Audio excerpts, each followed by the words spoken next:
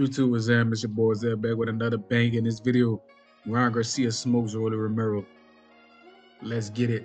Dan Rafael himself said, per source involved, this card with Garcia, Rolly, and Haney Ramirez is planned for May 2nd, on Friday night.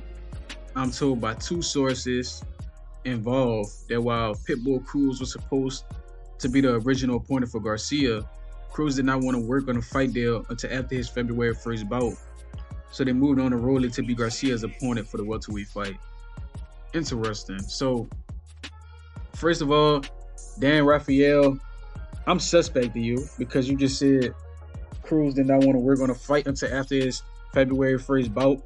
I mean, that's real convenient, right? That's real convenient, but I think, honestly, Pitbull ain't want to work on his fight because Ryan Garcia still hasn't submitted a clean drug test. So far, Ryan Garcia failed 3 drug tests in a row and has yet to submit a clean one. So I think that's the real reason Pitbull don't want to fight his ass. And second of all, Pitbull is a natural 135. Like, he could fight at 140. All right, cool, he could fight at 140. Why are we pulling Pitbull up to welterweight? We've never seen Pitbull fight at welterweight. Ryan Garcia, his last 2 to 3 fights was at welterweight. If Ryan Garcia won't fight Pitbull, make 140, right? If he really want to fight Pitbull, make 140, make it a fair fight. But guess what? He too damn lazy. And he don't want to really push himself. So, like I said, Pitbull and Ryan the same height. Either it be Pitbull height and Ryan height. If they was both Ryan height, give me Pitbull. If they was both Pitbull height, give me Pitbull. Right? Pitbull better than this dude pound for pound. Pitbull gave tougher challenges to the same opponent. Tank Davis, a pound for pound fighter. Pitbull gave him the fight of his life. Pitbull was his most competitive fight to this day. Garcia quit in an uncompetitive fight versus Tank Davis. Quit. So it's different levels. So we know Pitbull pound for pound, if they was the same size, Pitbull would smoke him. And that's just that. But they found another opponent in Rolly Romero. And Rolly Romero is an interesting case. I heard somebody say that he a glorified gatekeeper, and I agree. This dude is a borderline Regis Prograis. He just more likable.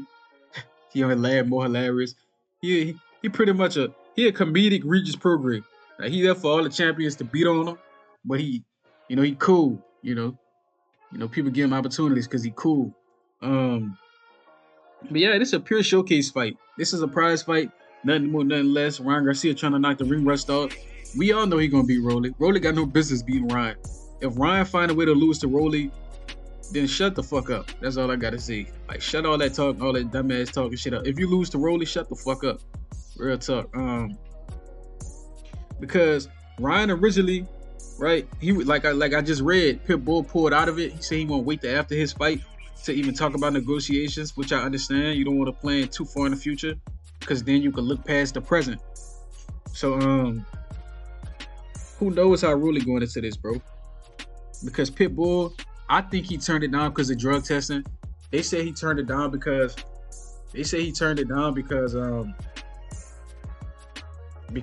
he didn't want to negotiate too far into the future, bro.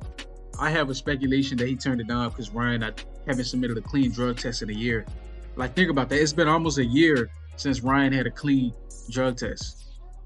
Right? His last clean drug test might have been in like March of 2024. It might have been in like March or February 2024. So it's literally going on a year since Ryan Garcia submitted a clean drug test. Every drug test since then has failed. So if I'm Rolly, I'm extremely speculative. I know they cool with each other. I heard they friends, they sparring and them fighting each other. I think Rolly was whooping on them. I don't know. But in a pro fight, no headgear, none of that. Ryan Garcia, once he hit Rolly gonna block that punch with his chin. He gonna run it to it with his chin. And good night, Irene. So we all know how this fight gonna end. It's not too controversial. The only thing is, it's like easy pickings, right?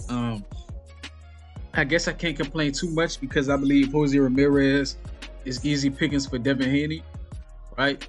If you don't have a Garcia level of power, I think it's very hard to beat. If you don't have Garcia speed and power, I think Garcia and Tank Davis are Devin Haney's biggest challenge, because they present something that he struggles with: speed and power in the left hand, right?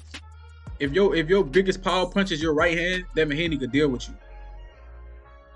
because he has a good lead hand. His lead hand is very educated, but he struggles at times with that rear hand, blocking punches, interacting, predicting. And anybody with a good left hand, whether that be Tank Davis with the uppercut, with the straight, or Ryan Garcia with that fast ass check hook, gonna give Devin Haney problems. But if you're not that, I don't think Teofimo gonna give Devin problems.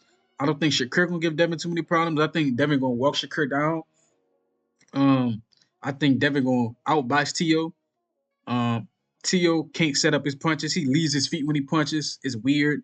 Devin Haney will whoop Rolly Romero ass, just embarrass him. Too slow. The only thing Devin Haney got to get better at is circling, right?